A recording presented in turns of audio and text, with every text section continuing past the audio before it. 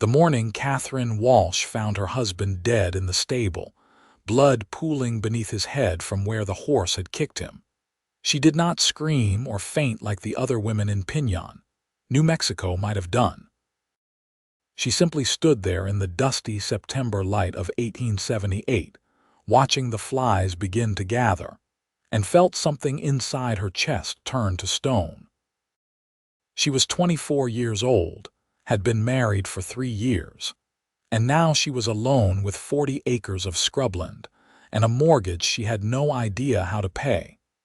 The funeral was attended by half the town, though Katherine suspected most came out of curiosity rather than genuine sympathy. Thomas had not been well liked. He drank too much, gambled what little money they had, and his temper was known throughout the county. The bruises on her arms had faded by the time they lowered him into the ground, but the memory of them remained as vivid as the New Mexico sun beating down on the gathered mourners. Katherine stood beside the grave in her best black dress, the only one without patches, and accepted the condolences of neighbors and strangers with a nod and nothing more. She did not cry. She had cried enough during the 3 years of her marriage, and now her tears had run dry like the creek beds in summer. The first suitor appeared exactly 1 week after the funeral. Samuel Preston owned the mercantile in town and had always been polite to Katherine when she came in to buy flour or coffee.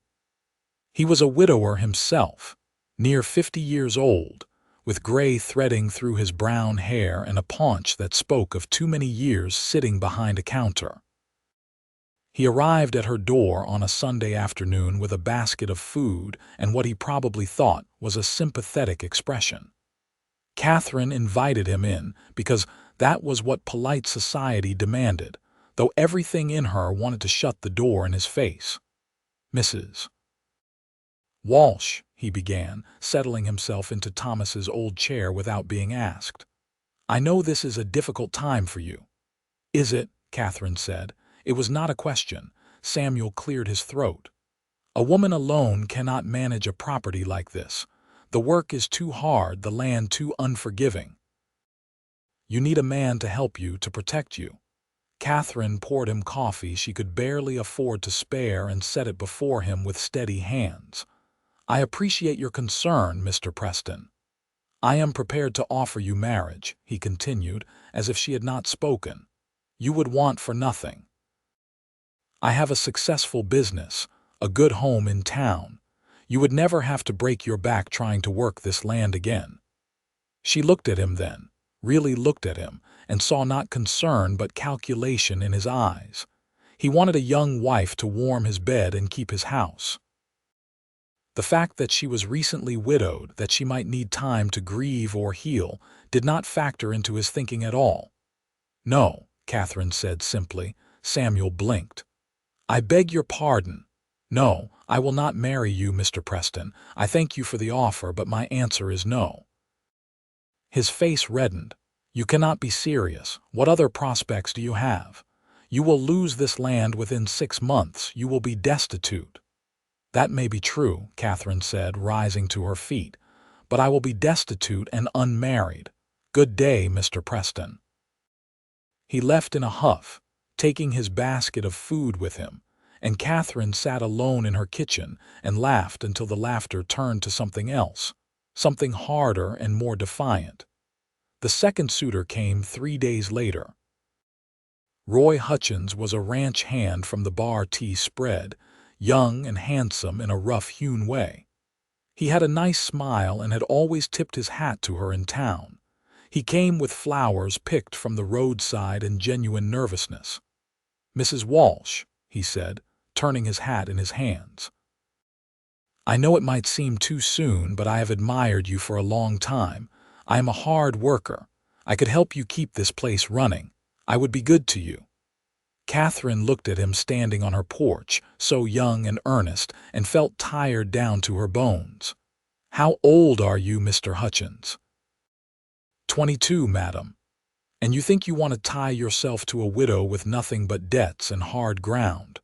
"I think I want to help you," he said, and she almost believed he meant it. "I do not need help," Katherine said. "Not that kind of help. I am sorry, but no." Roy Hutchins took the rejection better than Samuel Preston had, but she could see the hurt in his eyes as he walked away, and she felt a pang of something that might have been regret. But not enough to change her mind. They kept coming after that. The banker's son, who wanted her land to add to his father's holdings. The traveling preacher who spoke of salvation and duty in the same breath. The Mexican vaquero from the South, who at least had the grace to look embarrassed as he proposed. Even old Jeremiah Tucker, who was 70 if he was a day and smelled of tobacco and whiskey.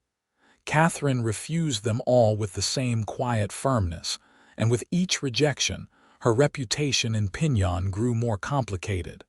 Some called her proud, others called her foolish.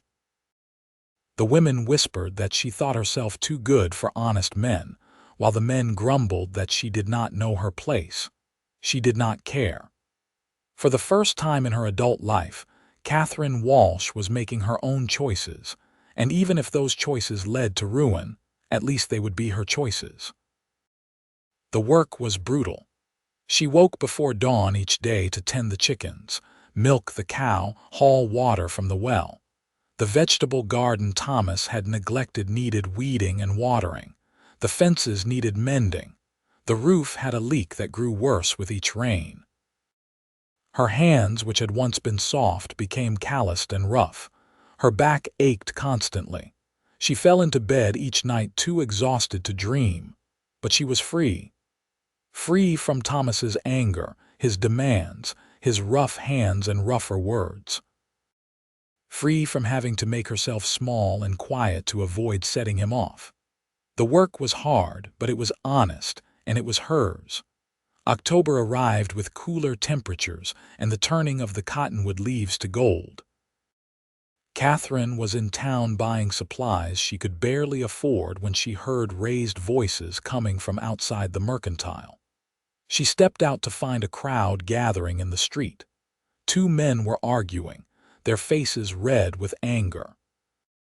She recognized one as the sheriff's deputy, a mean-spirited man named Carson who liked his authority a little too much. The other man she did not know, though she had seen him around town once or twice. He was tall and lean, with dark hair and a weathered face that suggested he spent most of his time outdoors. He stood with a stillness that reminded her of deep water. "I said move along," Deputy Carson was saying, his hand on his gun belt. "And I said I was waiting for the blacksmith to finish with my horse," the stranger replied. His voice was low and calm, which seemed to infuriate Carson more. "You have been standing here for an hour. We do not need your kind loitering in our town. My kind." The stranger's expression did not change, but something in his tone made several people in the crowd shift uncomfortably. Carson stepped closer, aggressive. "Drifters, troublemakers, we keep a clean town here." "My name is Robert Jackson," the stranger said. "I own the old Mercer Ranch west of town. I have been living there for 3 months. I am not a drifter." Katherine had heard about someone buying the Mercer place, which had stood empty for 2 years after old Bill Mercer drank himself to death. She had assumed it was another big rancher looking to expand his holdings, not this quiet man who stood his ground against Carson's bullying with nothing but calm words. "That does not give you the right to stand around bothering decent folk," Carson said. "I am not bothering anyone. I am waiting for my horse." It would have escalated further if the blacksmith had not emerged at that moment, leading a black gelding with newly fitted shoes. Robert Jackson paid the man, nodded his thanks, and mounted his horse with easy grace. He rode out of town without another word, his back straight and his pace unhurried. Katherine found herself thinking about him as she loaded her supplies into her wagon. There had been something about the way he refused to be intimidated, the way he stood his ground without raising his voice or his fists. It reminded her of something she was still learning, that strength did not always have to be loud. November brought the first snow, light dustings that melted by midday, but promised harder weather to come. Katherine was struggling to patch the barn roof before winter truly set in when she fell. One moment she was balanced on the ladder, hammer in hand, and the next she was on the ground with pain shooting through her ankle. She sat there in the dirt, fighting back tears of frustration more than pain, and wondered how she was going to manage now. She could not afford a doctor. She could barely afford to eat. The mortgage payment was due in 2 weeks, and she was $40 short with no idea where to find them. For the first time since Thomas's death, Katherine felt true despair beginning to creep in.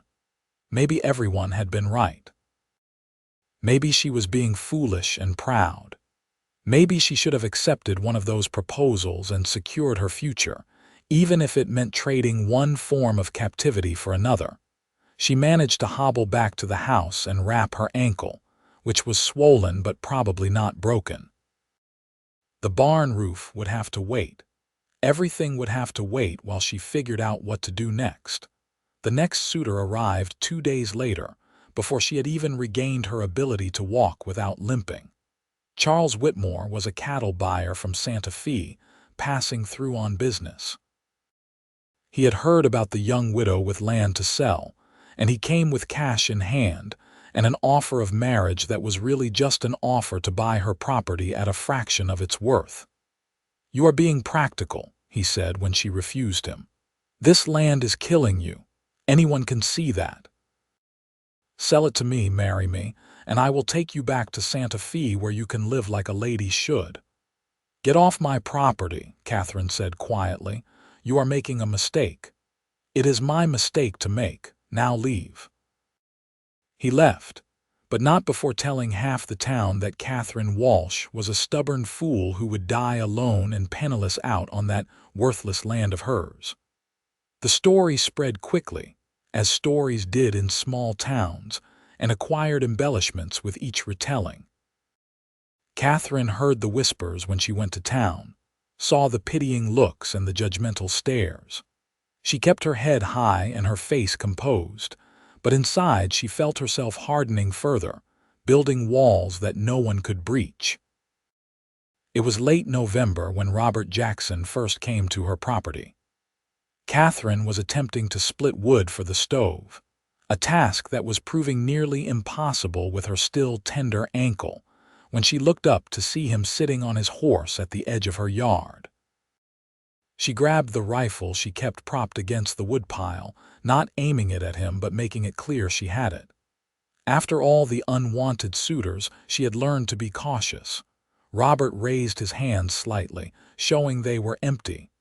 "Mrs. Walsh, I do not mean to intrude." "Then do not," Katherine said. He nodded as if this was a perfectly reasonable response. "I was riding past and saw you struggling. I thought you might need help with that wood." "I do not need help," she said automatically. "All right." But he did not leave. He just sat there on his black horse, watching her with eyes that seemed to see too much.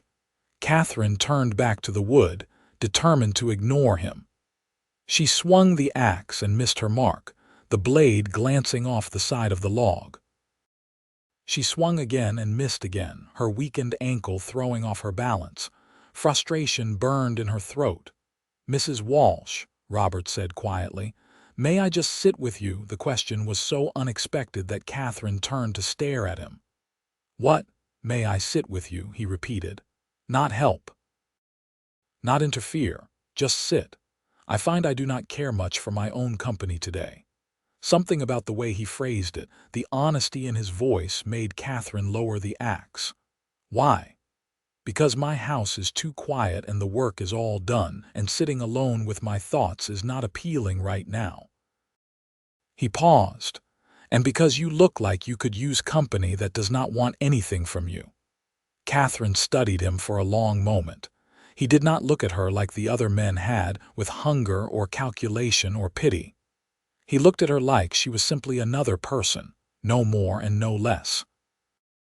"I suppose you can sit," she said finally, "but I have no coffee to offer." "I did not ask for coffee." Robert dismounted and led his horse to the water trough, then settled himself on the edge of the porch steps. He did not offer to split her wood. He did not offer advice or money or marriage. He just sat as promised, and after a moment Katherine went back to her work. They did not speak. Katherine swung the axe and managed to split a few logs, though not as many as she needed. Robert sat and watched the sky, where clouds were gathering for what looked like more snow. The silence between them was not uncomfortable. It was simply silence, shared space with no demands attached. After half an hour, Robert stood and brushed off his pants. "Thank you for the company, Mrs. Walsh." "Katherine," she found herself saying. "If you are going to sit on my porch, you might as well call me Katherine." A small smile crossed his face, the first expression she had seen from him.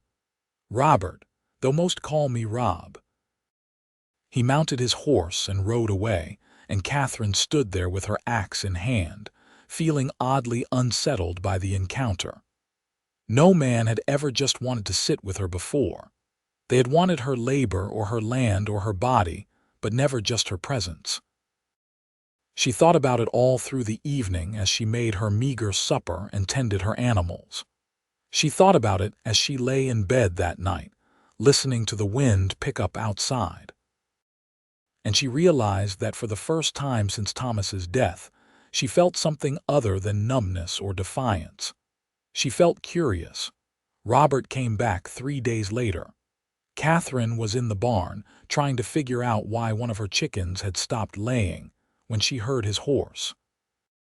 She stepped outside and found him in the same place as before, at the edge of her yard.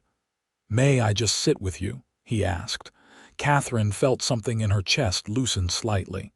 "You may." This time he sat on the porch again while Katherine went back to work. She did not accomplish much, too aware of his presence, but he seemed content to simply be there. After a while he spoke. "The chicken that is not laying is probably too old," he said. "The red one with the limp." Katherine looked at him sharply. "How did you know which one?" "I have chickens of my own. You learn to read them." He paused. You could make soup from her and get at least one good meal. It was practical advice, nothing more, but Katherine found herself bristling anyway. "I know how to manage my own chickens." "Of course," Robert said, and fell silent again. Katherine felt foolish for snapping at him. He had only been trying to help, and God knew she could use the advice. But accepting help felt dangerous, like opening a door she had fought so hard to keep closed. "I apologize," she said after a moment. "That was rude." "You have probably had men offering you unwanted advice for months," Robert said. "I should have kept my mouth shut." "It was good advice," Katherine admitted. "I have been wondering about that chicken." They lapsed into silence again, and this time Katherine let herself relax into it. When Robert left an hour later, she felt less alone than she had in longer than she could remember. He came back the next week and the week after that. Always with the same question: "May I just sit with you?" Always content to simply be there, sharing her space without demands or expectations. Sometimes they talked, brief exchanges about the weather or the land or the difficulty of ranching in such unforgiving country. Sometimes they sat in silence. Either way, Katherine found herself looking forward to his visits with an anticipation that both pleased and frightened her. December arrived with a vengeance, bringing snow that did not melt and temperatures that made every task twice as difficult. Katherine's woodpile was running low, and her ankle, while mostly healed, still ached in the cold. She was facing the very real possibility that she would not make it through the winter. The mortgage payment had come due, and she had been unable to pay it. The bank had given her an extension until January, but that was all the time she had left. After that, they would foreclose and she would lose everything. She did not tell Robert any of this when he came to sit with her. She had her pride, after all, and she was not about to start begging for charity. But he seemed to sense something was wrong anyway. He had a gift for reading silences, for hearing what was not said. "How bad is it?" he asked one afternoon as they sat on her porch, wrapped against the cold. Katherine considered lying but found she did not have the energy for it. "Bad enough. I have until January to come up with the mortgage payment and I do not have the money." Robert was quiet for a long moment. "How much do you need?" "It does not matter. I do not have it." "I could loan you the money." Katherine's head snapped around. "No, why not? You could pay me back when you are able."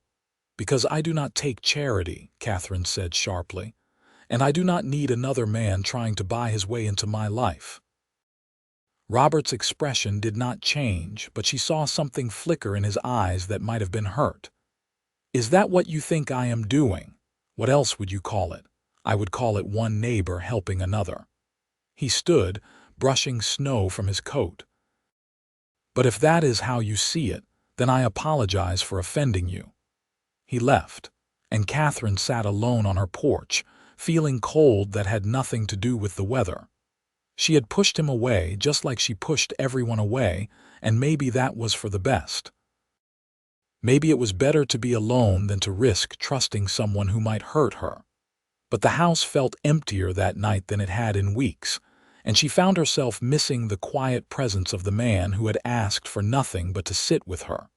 A week passed with no sign of Robert. Katherine told herself she did not care, that his absence did not matter, that she was better off alone. But she kept looking up whenever she heard horses on the road, hoping to see his black gelding. She was hauling water from the well when the rope broke. The bucket fell with a splash far below, and Katherine stood there staring down into the darkness, feeling the last of her resolve begin to crack. Everything was falling apart. The barn roof still leaked. The chicken coop needed repairs. Her food supplies were running dangerously low. And now the well bucket was gone, and she had no way to retrieve it. She sat down in the snow and finally let herself cry. Not delicate tears, but deep, wrenching sobs that came from a place of exhaustion and fear and loneliness so profound it felt like drowning. She cried for Thomas, not because she missed him, but because the marriage had been such a waste. She cried for herself, for the girl she had been who thought she knew what life would bring. She cried because she was tired and scared and did not know what to do next. That was how Robert found her. She did not hear him approach, did not know he was there until he was kneeling in the snow beside her, his coat draped over her shoulders. "Katherine," he said gently. "What happened?" She could not answer through the sobs. She could only shake her head and cry harder, all the emotion she had been holding back for months pouring out in an unstoppable flood. Robert did not try to make her stop. He did not offer empty platitudes or unwanted advice. He simply put his arm around her shoulders and let her cry, solid and steady as a rock in a storm. When the tears finally subsided, Katherine felt wrung out and embarrassed. She tried to pull away, but Robert kept his arm around her. "The bucket fell," she managed to say, her voice hoarse. "I can get it out," Robert said. "I have rope on my saddle. I cannot pay you. I did not ask you to." He retrieved the bucket and a new rope besides, working efficiently while Katherine watched from the porch. When he was done, he brought her a dipper of cold, fresh water and stood there until she drank it all. "Thank you," Katherine said quietly. Robert nodded. "I am sorry I stayed away. I thought you wanted me to." "I thought I did too." She looked up at him, this quiet man who had asked for nothing but her company. "Why do you keep coming here, Robert? What do you want from me?" He was quiet for a long moment, considering his answer. "I do not want anything from you. I want something with you if you will let me." What does that mean? It means I like sitting with you. I like the way you do not fill every silence with chatter. I like your strength and your stubbornness, even when it is directed at me. He paused. It means I would like to keep sitting with you, and maybe eventually we could sit together in the same house, facing the same direction. But only if that is what you want too. Catherine's heart was pounding. You are talking about marriage. Eventually, maybe, if we find we suit each other. He met her eyes steadily. But I am not proposing to you, Katherine. I am not offering to save you or buy you or fix your problems. I am just asking if I can keep sitting with you and see where that leads. It was the most honest thing anyone had said to her in years. No promises of easy solutions, no demands for immediate answers, just an invitation to see what might grow between them if given time and space. I do not know if I can trust this, Katherine said. I do not know if I can trust you. That is fair, Robert said. Trust is not given freely. It is earned, so let me earn it. Over the next weeks, Robert came almost every day. Sometimes he just sat with her as before. Sometimes he helped with small tasks, but only after asking permission first. He fixed her barn roof without being asked, and when she protested, he said it was because the sound of the leak bothered him when he sat on the porch. He brought her extra firewood from his own supply, claiming he had cut too much, and it would go to waste. Katherine knew what he was doing, and part of her wanted to refuse his help on principle. But she was too practical to let pride kill her, and slowly she began to accept that maybe letting someone help was not the same as giving up her independence. They talked more as the days passed. Robert told her about his life before coming to New Mexico, growing up in Texas on a ranch that his older brother inherited, leaving him with nothing but a horse and his skills. He had worked cattle drives and saved every penny until he had enough to buy his own place. The Mercer Ranch had been cheap because it was run down, but he was slowly bringing it back to life. Katherine told him about her own past, though it was harder. She had grown up in Missouri, the daughter of a shopkeeper who drank away his profits. She married Thomas at 21, desperate to escape her father's house, only to find she had traded one prison for another. She did not go into details about the marriage, but Robert seemed to understand anyway. "My father used to beat my mother," he said one afternoon. "I was too young to stop him. By the time I was big enough, she was already dead." He stared out at the horizon. "I swore I would never raise my hand to a woman. I would rather cut it off." Katherine looked at him and saw the truth in his eyes. This was a man who knew what cruelty looked like and had chosen to be different.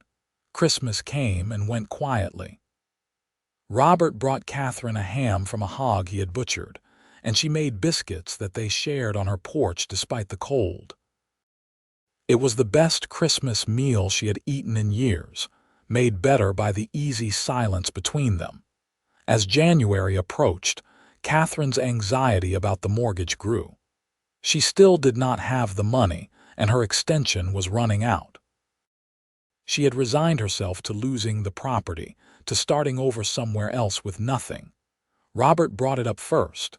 They were sitting in her kitchen this time, driven inside by a snowstorm, drinking coffee that he had brought because hers had run out. "Let me pay the mortgage," he said. "No," Katherine said automatically. "Hear me out. Not as a loan, as an investment." He leaned forward.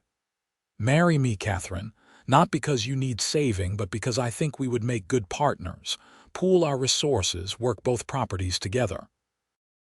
We could make something strong out of these two struggling ranches." Katherine's throat tightened. "That is not a reason to marry." "Then how about this? I am falling in love with you, and I think you might feel something for me too." His voice was steady, but his eyes were vulnerable. "I wake up thinking about sitting with you. I go to sleep remembering the way you laugh when something surprises you. I want to build a life with you, not because you need me, but because I need you." The words hung in the air between them, honest and raw. Katherine felt tears prick her eyes again, but these were different from the ones she had shed before. "I am afraid," she whispered. "I do not know how to trust this. I do not know how to believe it is real." Robert reached across the table and took her hand, his calloused palm warm against hers. "Then let me prove it to you. Let me keep showing up. Let me keep sitting with you until you believe it. What if I can never believe it? What if I am too broken? You are not broken. You are careful and you have good reason to be." He squeezed her hand gently. "And I will wait as long as you need. But let me pay the mortgage. Consider it rent for all the times I have sat on your porch. We can figure out the rest later." Katherine wanted to refuse. Every instinct told her to push him away to protect herself. But she was so tired of being alone, so tired of fighting. And when she looked at Robert, she did not see someone trying to control her. She saw someone who genuinely cared. "All right," she said finally. "But this does not mean I am saying yes to marriage. It just means I am saying yes to more sitting."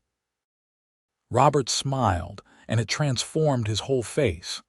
"I will take it." He paid the mortgage the next day, and Katherine tried not to feel like she had sold herself. Robert seemed to sense her turmoil and gave her space, not coming to visit for several days. When he finally did show up again, he asked permission before even getting off his horse. "May I just sit with you?" Katherine felt the tightness in her chest ease slightly.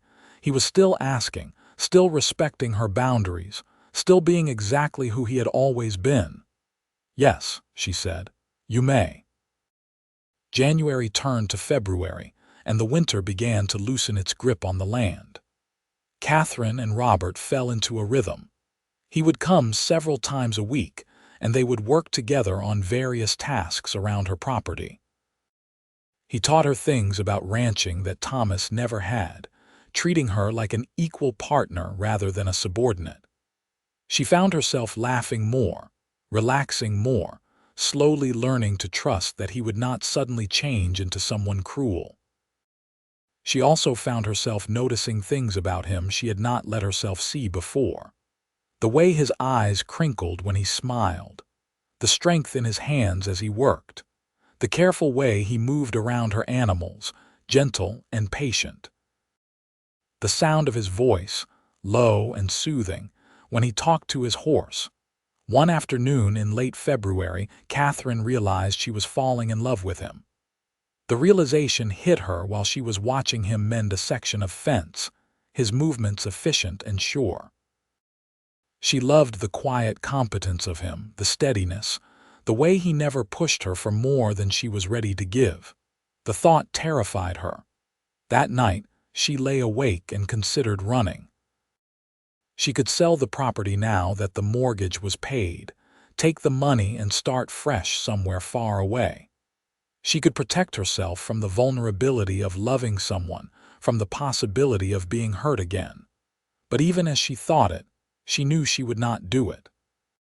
Because running would mean losing Robert, and the thought of that was worse than the fear. March brought warmer weather and the first signs of spring.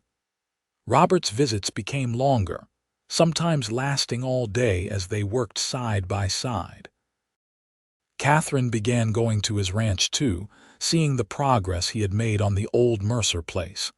He had rebuilt the barn, repaired the house, and his small herd of cattle was healthy and growing.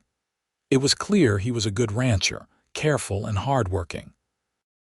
One evening, after they had spent the day moving cattle, Robert invited Katherine to stay for supper. She hesitated, aware that being alone with him in his house felt like crossing some invisible line. But she was hungry and tired, and the prospect of riding home in the dark was not appealing. Robert cooked stew with vegetables from his root cellar and bread that was only slightly burned. They ate at his small table, and Katherine looked around the house with new eyes. It was sparse but clean, with none of the clutter or mess that had always filled her house when Thomas was alive. There was a shelf of books which surprised her, a rocking chair by the fireplace, everything orderly and in its place. "You keep a nice home," she said. "It is too quiet," Robert said. "I would like it to be louder, children running around maybe, a woman's touch." He looked at her meaningfully. Katherine felt her cheeks warm. "You are getting ahead of yourself." "Am I?" He set down his spoon. "Katherine, we have been dancing around this for months now. I love you. I want to marry you. What are you afraid of?" The directness of the question caught her off guard. She could have deflected or changed the subject, but something in his eyes made her want to be honest. "I am afraid you will change," she said quietly. "That once we are married, you will become someone different. That the kindness is just a trick to get me to say yes." Robert was quiet for a long moment. "I cannot prove the future to you. I can only show you who I am now and trust that you will believe me." He reached across the table and took her hand. "I am not Thomas. I will never be Thomas. And if you need more time to believe that, I will give you all the time in the world." Katherine looked down at their joined hands, his roughened by work and so much larger than hers. "What if I am not capable of being a good wife? What if I am too hard, too damaged?" "You are not damaged. You are strong, and that is exactly what I want." He squeezed her hand. "I do not want someone soft and compliant who will agree with everything I say. I want a partner who will challenge me and stand beside me and build something real with me." Tears were sliding down Katherine's cheeks now, but she did not try to hide them. "I think I love you too," she whispered, "and that terrifies me." Robert stood and came around the table, pulling her to her feet and into his arms. Katherine stiffened for a moment, old instincts flaring, but then she let herself relax into his embrace. He held her carefully like something precious, and she felt the last of her walls begin to crumble. "I will never hurt you," Robert said against her hair. "I swear it on everything I hold sacred. I will spend every day proving you can trust me." Katherine pulled back to look at him. "Ask me again." "What? Ask me again." "To marry you." Understanding dawned in Robert's eyes. "Katherine Walsh, will you marry me? Will you build a life with me as my partner and my equal?" "Yes," Katherine said, and felt like she was leaping off a cliff, not knowing if she would fall or fly. "Yes, I will marry you." Robert kissed her then, gently at first and then with growing passion.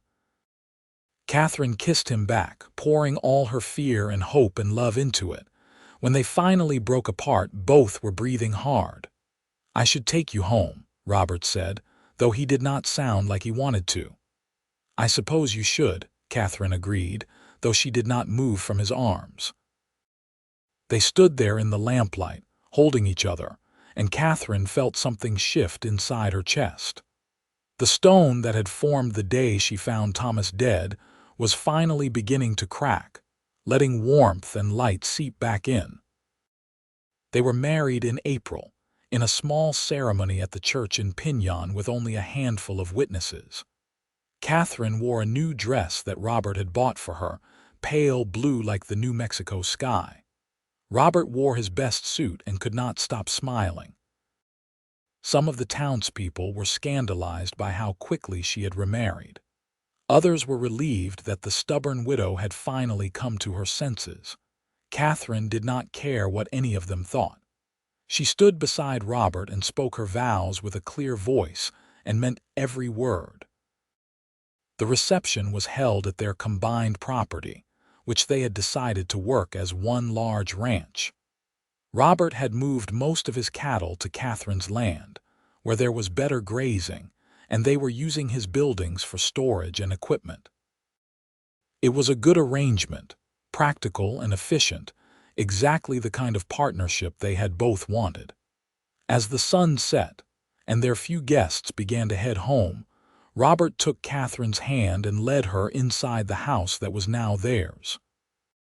She felt nervous again, old fears rising up, but Robert seemed to understand. "We do not have to do anything tonight," he said gently. "We can just sleep if that is what you want." But Katherine found she did not want to wait anymore. She had spent so long being afraid, so long protecting herself.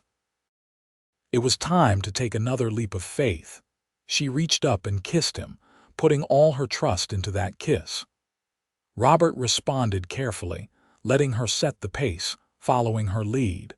And when they finally came together, it was nothing like Katherine's experiences with Thomas. It was gentle and patient and filled with a tenderness that made her cry again, though this time from joy rather than pain.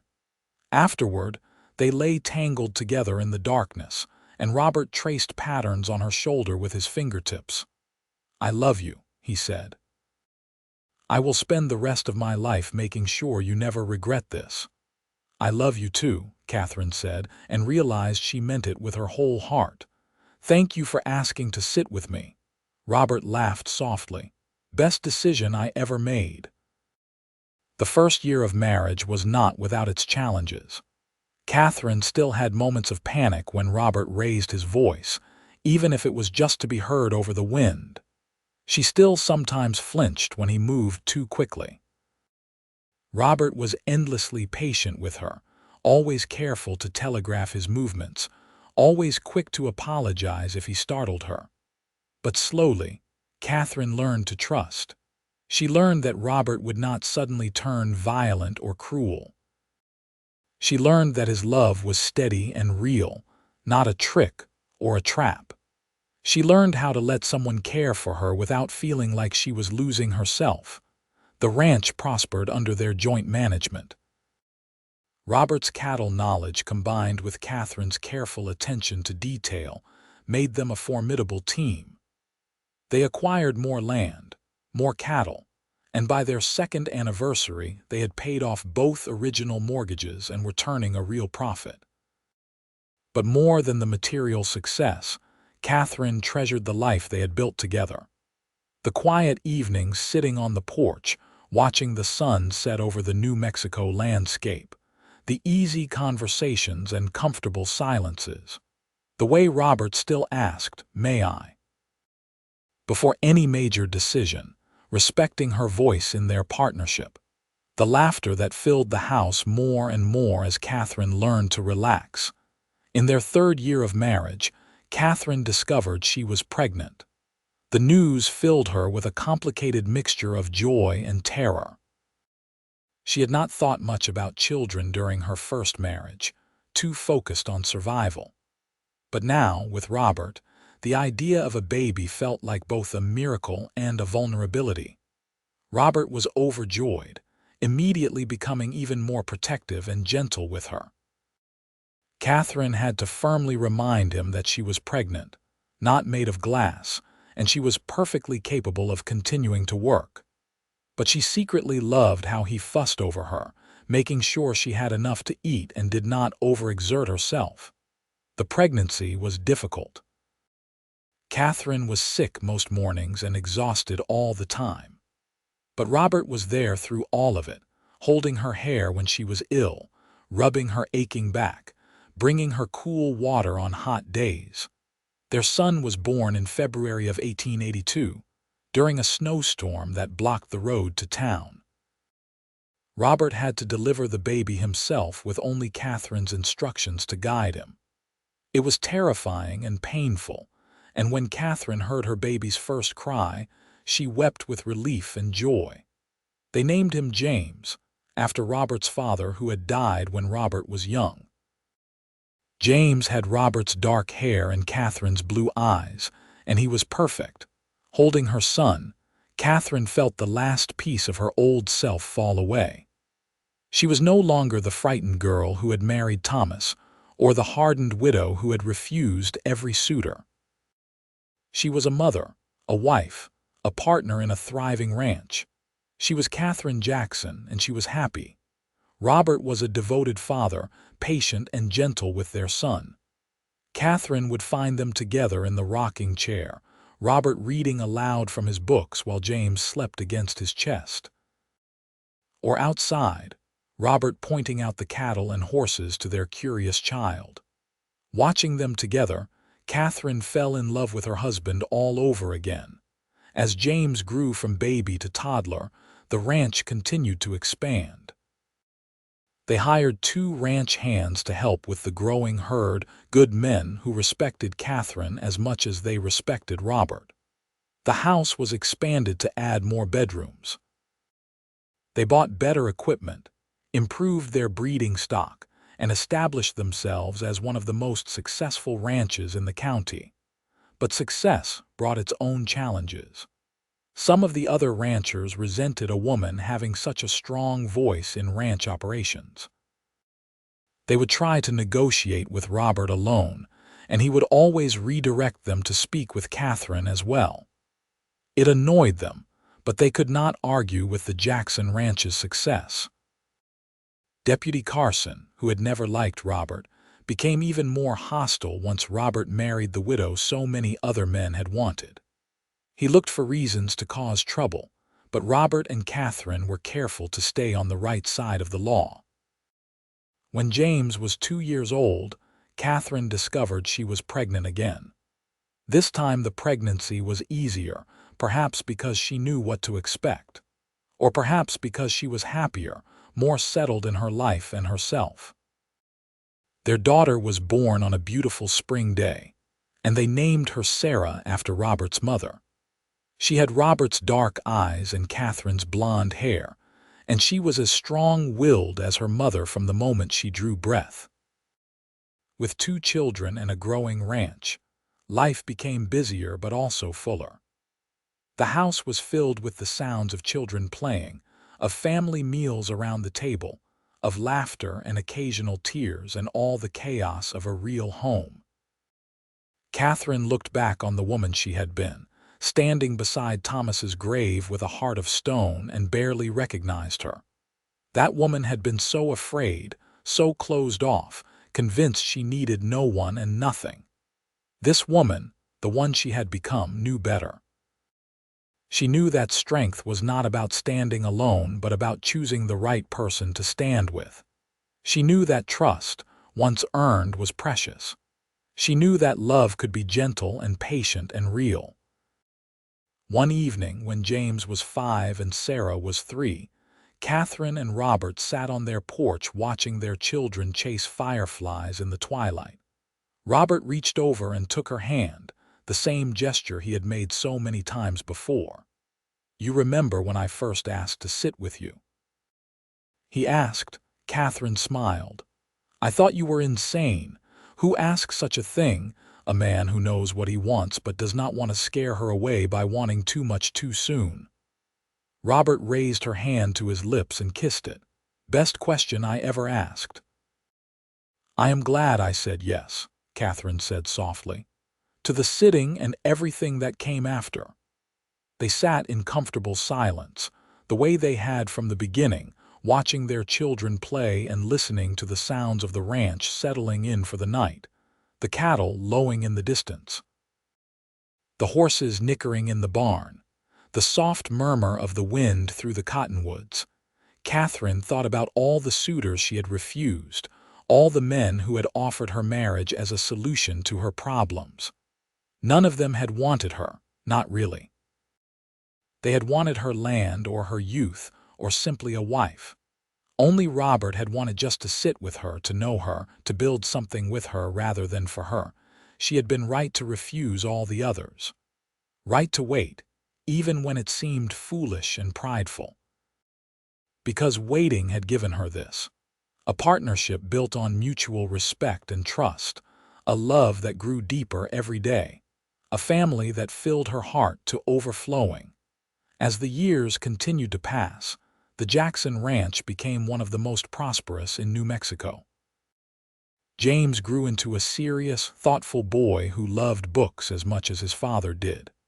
Sarah was wild and fearless, always getting into mischief and making her parents laugh. They added a 3rd child, another son they named Thomas after Katherine's late husband, a decision that had surprised Robert.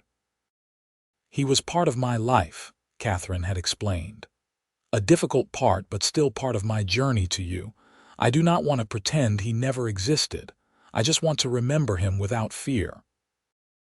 Robert had understood, the way he always did, and their 2nd son carried the name with no shadow attached to it. Young Thomas was cheerful and easy-going, the peacemaker between his more intense siblings. The children grew up knowing they were loved and valued. Robert and Katherine made sure of that, remembering their own difficult childhoods and determined to do better. They taught their children to work hard but also to be kind, to stand up for themselves but also to respect others, to value strength of character over material wealth.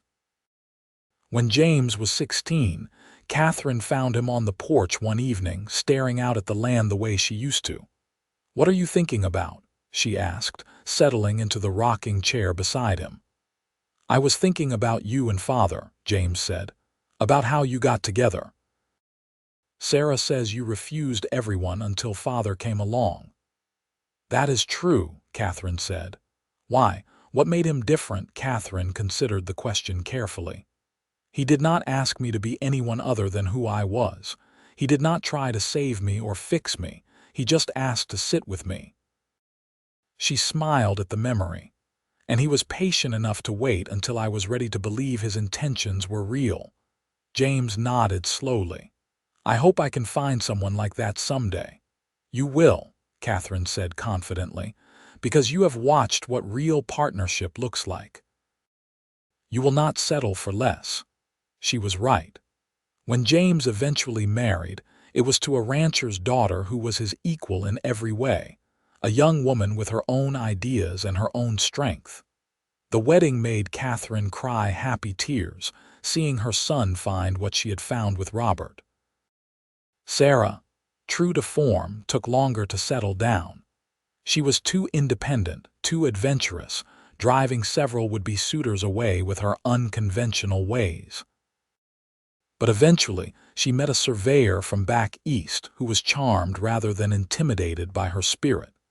And Katherine watched her daughter plan a wedding with the same wild joy Sarah brought to everything. Young Thomas decided he wanted to study law, a choice that surprised everyone but pleased his parents. They sent him to school in Santa Fe, proud that their son would have opportunities they never had. As their children grew and made their own lives, Katherine and Robert found themselves alone together again, the way they had been in the beginning. But this time, the house was not too quiet. It was filled with memories and the occasional visit from grandchildren, and the comfortable presence of two people who had built a life together brick by brick. Robert's hair had gone gray, and Katherine had lines around her eyes from years of squinting into the New Mexico sun. But when they sat together on their porch, watching the sunset paint the sky in shades of orange and pink, they were still the same two people who had found each other in the quiet spaces.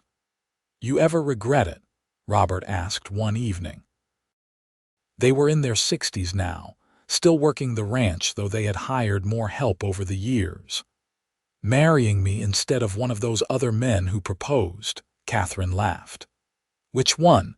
The merchant who wanted a housekeeper, the ranch hand who was barely more than a boy?"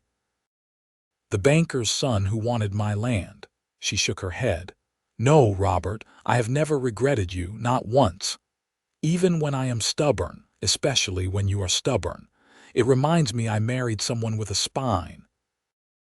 She reached over and took his hand, their fingers interlacing automatically after so many years. "You gave me everything I needed most and did not even know I wanted: a partnership, respect, safety, love that does not demand I make myself smaller. You gave me the same," Robert said quietly. "A reason to come home, a life worth living, children to carry on after us." He raised her hand to his lips. "Thank you for letting me sit with you." "Thank you for asking," Katherine said, her voice thick with emotion even after all these years. They sat together as the sun set, two people who had found each other against the odds. The widow who had refused every suitor until she found the one who wanted nothing more than her company. The quiet rancher who had understood that sometimes the best question is the simplest one. The years had been good to them, full of hard work and harder lessons, but also joy and love, and the satisfaction of building something that would last. Their children were thriving. Their ranch was prosperous. And they had each other, which had always been the most important thing.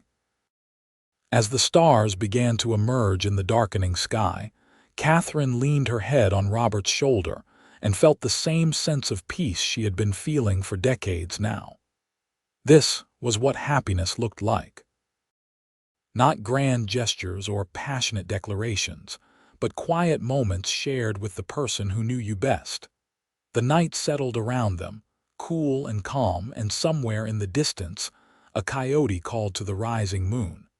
Their cattle were safe in the pastures. Their children were settled in their own lives. And Katherine and Robert Jackson sat together on their porch, hand in hand, exactly where they belonged. It was everything Katherine had never dared to dream of during those dark days after Thomas's death. It was more than she had imagined when she first allowed Robert to sit with her. It was a life built on trust and patience and the kind of love that grows deeper with time. And it all started with one simple question. May I just sit with you? The answer had changed everything. Yes, you may. And please stay.